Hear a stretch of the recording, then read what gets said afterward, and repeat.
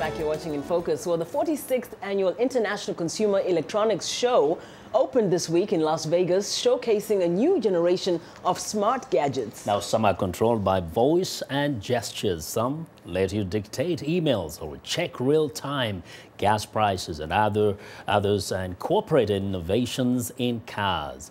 Now, Paul Ndiho has more. Las Vegas is arguably one of the most popular cities in the United States and perhaps primarily known for gambling, shopping, and great entertainment. But this year, the city came alive, putting a spotlight on the upcoming technology trends. The show attracted thousands of exhibitors and was attended by more than 150,000 people. Each year, Consumer Electronics Show showcases upcoming products from cell phones to giant televisions. This year, HD televisions that promise 4 times the picture resolution of current TVs are among the must-see items. TV makers such as Sony, Samsung are among the tech giants looking to set the pace of the Ultra HD. Main theme this year for sure is TVs, HD TVs. Either 4K, which they're also calling ultra high definition, or OLED TVs. The 4K TVs we're seeing from everyone across the board. I want to say, at least 8 different 4K ultra high definition TVs yesterday. Sony, Japanese electronics maker lost in the larger shadow cast by Apple and others, seems renewed at this year's show, unveiling a $25,000 TV that literally looks more vibrant and lifelike than real life itself. Sony hopes to make an impact with its 5-inch smartphone, the Xperia Z, which comes equipped with high-resolution camera and a powerful updated core processor.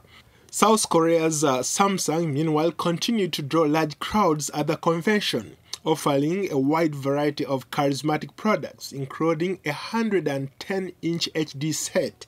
The tech giant, which makes more chips, more flat screens, handsets, and TVs than any of its competitors, including the world's best-selling smartphones, is aiming to sell 55 million flat screens this year, up from 51 million last year, even as the industry is set to remain stagnant due to the weak global economy. Another hot item at the show is the driverless or self-drive car.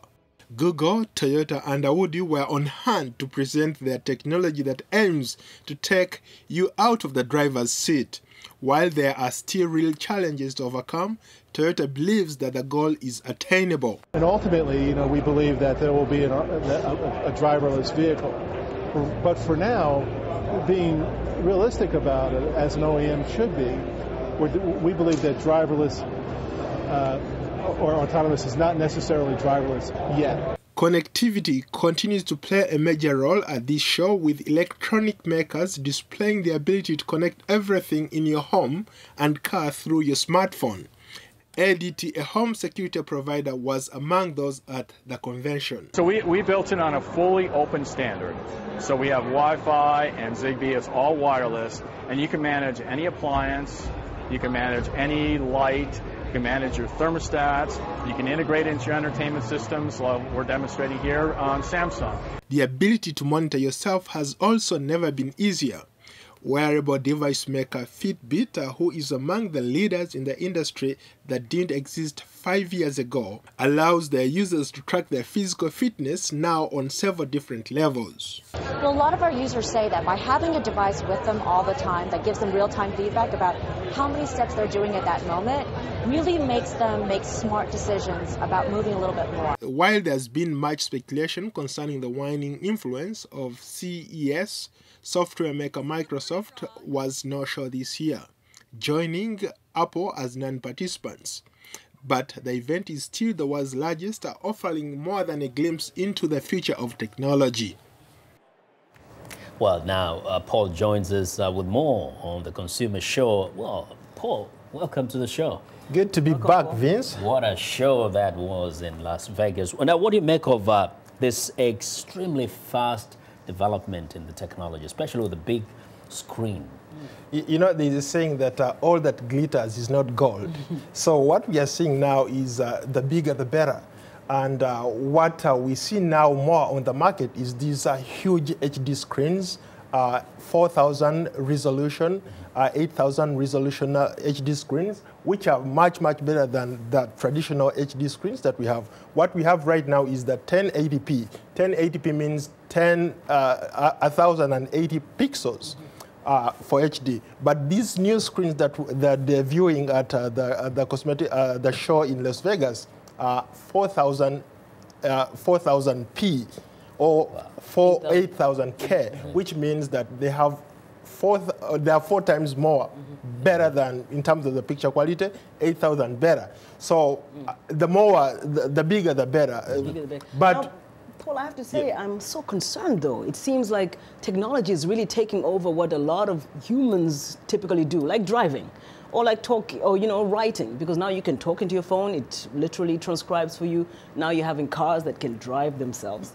Yeah, it's amazing what how technology has transformed over the last 10 years. When you look at how technology was even just 2 years ago, there is so much that has happened, and we are going to keep seeing this trend happening. Is there a reason to be concerned about it? Absolutely. For now, I think the better the technology, the better we are off, because right now everybody is trying to tap into that market where you bring up something, it has to be the best of the best. Very quickly, who is buying this? Who can buy the kind of screen that we're seeing there? Who is even selling it? That's where the irony is. Right now, there are no buyers because there is no content for these huge televisions. We are looking at what we have is 1080p.